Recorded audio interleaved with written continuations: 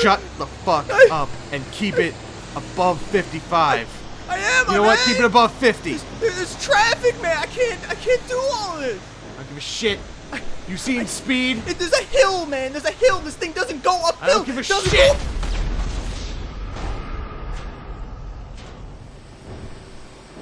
Hey, what's up, you guys? It's aclarkislost.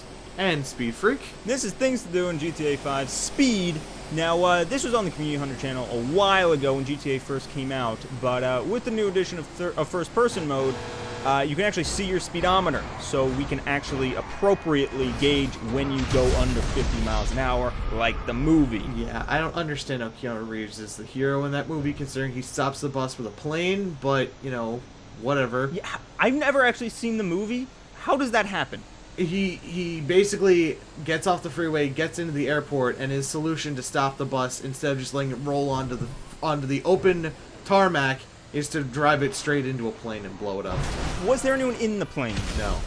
Okay. See, when you said plane, I was picturing like he goes up this like half-pipe ramp, collides with an airliner somewhere, like landing or something. No. Okay, I thought it was an act of terrorism. That would have been cooler. So at this point, we are going into the city. I believe this is Shadow Cloud's run. It was the two of us and a dude named Shadow Cloud.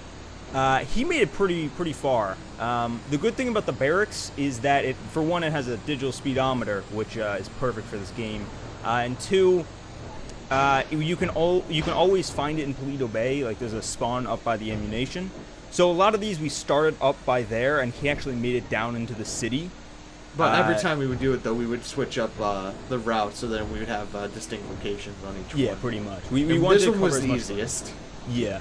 It was just straight highways. It's at this point that I started screaming at him, "Go to the airport! Go to the airport!"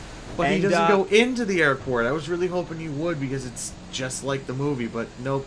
He takes the upper deck, and unfortunately, as you'll see, he takes a pretty wide turn into the pillars, and kaboom! He explodes.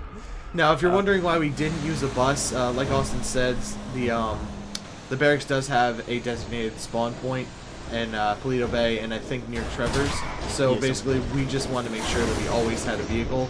Plus, for some reason in our game, we couldn't find a bus, and that's just subjective to every single session you're in. So this was my last attempt, and I thought it was the best. Yeah, no, this one, like, I gotta give like mad props to you for actually being able to drive this thing on the bridge.